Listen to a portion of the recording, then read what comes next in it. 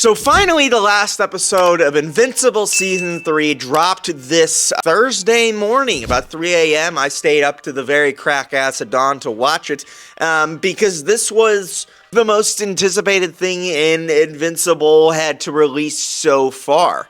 Before we get into talk about the finale of Invincible Season 3, I just wanted to go ahead and make a final, very quick shout-out to the new installment and launch of our website, foreverandlikely.com.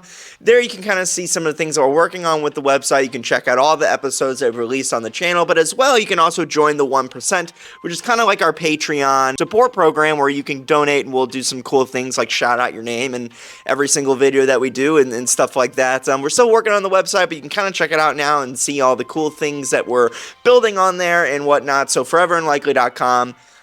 Appreciate it.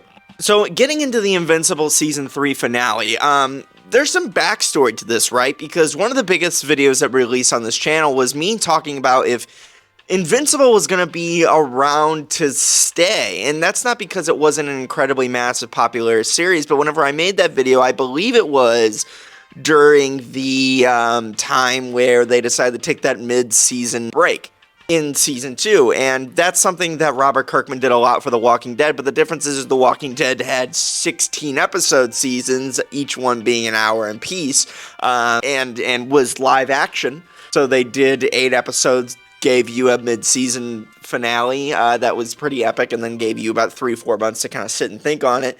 For whatever reason, Invincible Season 2 decided to do that in 4 episodes that were all animated, that are about 30 to 45 minutes apiece, and then made you sit and wait 4 months. So I made a video during that time span kind of talking about, like, is Invincible here to stay? Is it going to stick around? No doubt the series was incredibly popular, and I had no doubt that everybody was going to end up getting over the anger of the hiatus.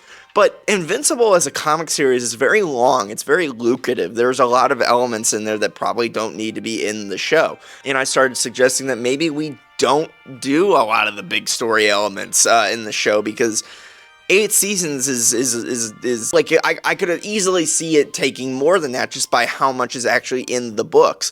However, I can comfortably say now that is Invincible going to stick around? Absolutely. And they're doing a very, very good job as far as pacing it along. Finding a way to fit everything in the first 3 seasons, from the attack on the Guardians, and then Mark versus Nolan, and then Nolan, being arrested by the Viltrumites, and Vanessa's first arrival, and Conquest, and Alan, and everything that they've been able to fit in these 3 seasons has been incredibly impressive. But the main thing that everybody really wanted to get through in this Season 3 finale that I'm finally going to talk about is the fight between Mark and Conquest. And to be honest, originally, I would have never thought that they were going to be able to get this fucking thing in Season 3. Because in my head, the Invincible War was going to be kind of the final conflict of Season 3. Maybe, having it stretch into Season 4 of some kind, or maybe the Invincible War was like the teaser leading into Season 4. Because Conquest comes obviously right after the destruction of the Invincible War. But handled perfectly. They managed to fit the entirety of the Invincible War into that second to last season. Obviously, they had to cut some things, and not everything made it in there, but it was still done really well. And Conquest being the main fight of Season 3, that's how you do it. That's how it should have been done. And I can't help but say, as far as the pacing is going of the show, adapting everything from the comics into the show itself, it's incredibly impressive, and I'm not really worried about them pacing everything now, because they're doing a very good job at it so far. So let's talk about the finale, the final fight between Mark and Conquest. And this was such a big deal at the beginning of the season, because we were being teased that this was going to end up happening by, I believe, the Amazon descriptions of each episode. And the Conquest fight in the comics is probably like top 3 moments in the comics. And everybody was wondering how they were actually going to do this fight, if they were going to do it justice. Obviously, Invincible Season 3, people have talked about it ad nauseum at this point, the little animation issues. I don't really have a lot of animation, like, people are, pissed about the animation of the show. I don't have those issues, because they're managing to get these seasons out relatively quickly, and whenever the big moments come and they need more focus on it with the animation, they do that. And the Conquest fight is no different. The first 10 minutes of this fight is some of the best Invincible has ever looked. Jeffrey Dean Morgan as Conquest, didn't see that one coming. To me, Jeffrey Dean Morgan had Thrag written all over it, but I like it. And I didn't know how it was going to work based on the whenever he first showed up at the end of episode 7. But his monologues and everything, this was just Glenn versus Negan. He was basically just Negan, just probably a little more batshit crazy. And it was pretty good. It was a different take on Conquest than we expected, but it was pretty awesome. So getting into the fight itself, the majority of the Season 8 finale I like. There's some of the Season 8 finale that I did not enjoy, or that I thought was kind of unneeded. I thought that the Rex funeral wasn't great. Was the Dark Blood scene the after credits or the mid credits? I didn't really. I figured you would have seen Omni-Man and Alan in some capacity arriving at the Coalition of Planets. Maybe the Battle Beast thing was cool. The Ancient Levy thing was cool. I thought that the Rex's funeral could have used some time, because in the show they focus more on the Rex stuff and making and fleshing his character out and making his relationship kind of front and center. So you really cared about Rex when he died. And the funeral, like the Eve acting speech was very well done, but it there's that iconic panel in the comics where Mark is standing in front of the grave with everybody behind him, and he's broken and bruised, and it was important for him to go to the funeral in the Invincible suit. I just feel like they could have made it a little more emotional, maybe fleshed it out. Like you spent all the time, making Rex's death seem like such a big deal, and then when his funeral comes, just kind of quickly skim over it just so Mark and Eve can go slap cheeks. I don't really, nah. I mean, the main focus, of course, was the Conquest fight. Like I said, the first 10 minutes was the best it ever looked. Steven, as Mark's voice acting, was fucking really well done.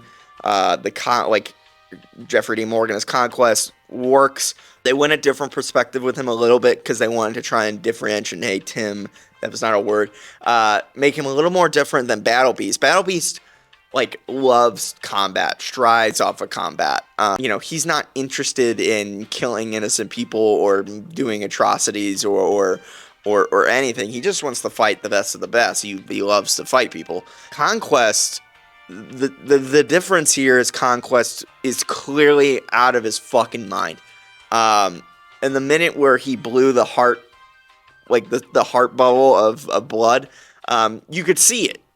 The guy's batshit crazy. And that was them trying to separate it, I feel like, and that's the route you had to go. The I am so lonely speech, which is not in the comics, bone-chillingly creepy, but gives Conquest a little depth to him, because we will see Conquest again, and I thought that was cool. I did not, that's some of the things I really like about the fight. The animation, of course, really loved that about the fight. Thought that the way that the fight ended with the headbutting, I thought that them animating all that looked really, really good, and Mark is crazed and out of his mind, and I really like that. What else was about the fight that I loved? Yeah, I mean, I thought the line deliveries were all good. The fight itself, I felt like the fight itself could have used maybe 5 more minutes. And I don't know if you have to cut anything from the show to make that happen, or you just add 5 minutes onto the screen time. But I probably would have given it 5 more minutes. But that's just because it was really good, and I felt like it was a little shorter than I would have liked it to be. But it was sick as fuck. Getting into some things like that I wish was a little longer. One of the things I also didn't like about the fight, I'm probably in the minority here, the scene where he grabs the back of Mark's head and flies him to the city and carves up all those people. I understand why they did it. I get it. It's the callback to the train scene. It's supposed to traumatize Mark a little bit. It's not something in the comics, so they clearly wanted to bring this back to call it back to Omni-Man in season 1 and show who Nolan was and what the differences are. But I didn't really think that needed to be in there. That's just my opinion. You know, I don't watch Invincible to watch a fucking 12-year-old's arm get ripped up and watch a dog get cut into 4 bite-sized pieces. That's not... Speaking of dog. Hi, dog. Like, I don't... Like, the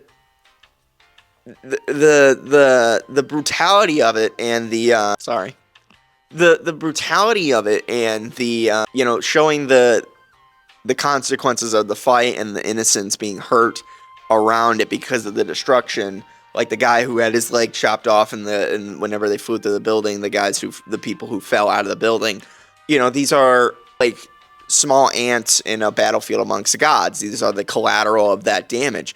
I feel like you had to kind of showcase that in some capacity, but that scene, like, that was mostly done for shock value, and I get, like, you can kind of see why they did it. The callback to the train, maybe it was supposed to impact Mark, but, like, I even have my problems with the train scene, because, like, that wasn't in the comics, I don't believe, and that, like, for me...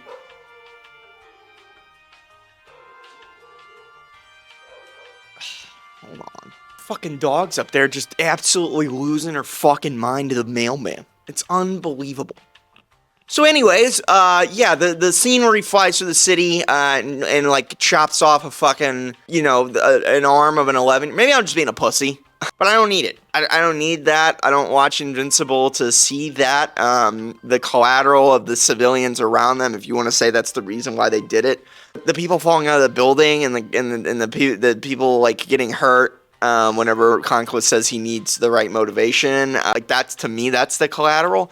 Yeah, I didn't need that. I thought that was a bit much for no reason at all. And throwing the kids and the dogs in there, like, that's literally just for shock value.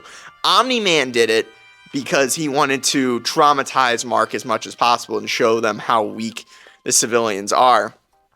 I have my problems with that, too, because like, you want to showcase that Nolan is good inside of him.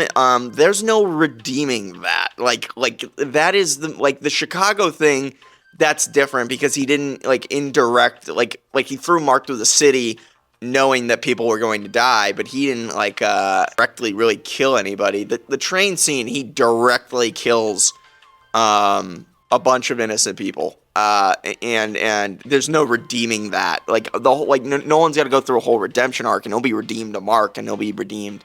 You know, I still like watching Nolan and Omni-Man's character. It's J.K. Simmons, and I love that banter between him and Alan, and I like it when he's on screen. But as far as, like, redeeming him, it's impossible. You can't, like, there's no redeeming that. Same way as there's really no redeeming Negan for me.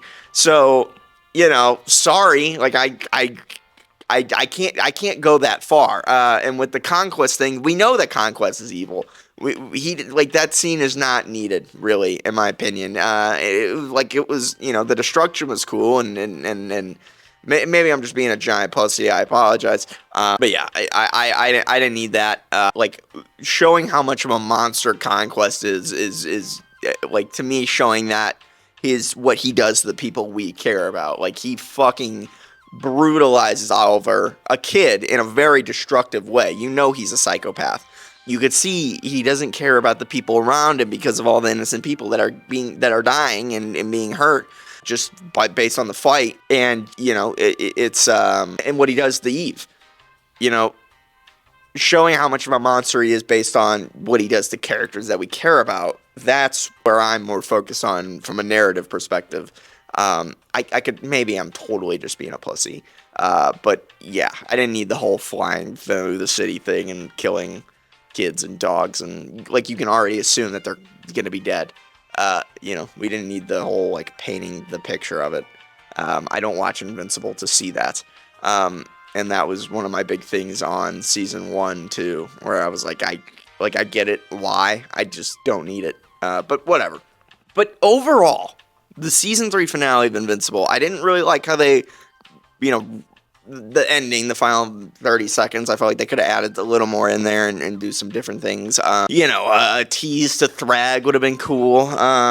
Maybe I'm asking for too much. But overall, the season 3 of Invincible was great. Season 2 was great. Season 1 is great. They are doing a very, very, very good job with the show, and it's consistent throughout.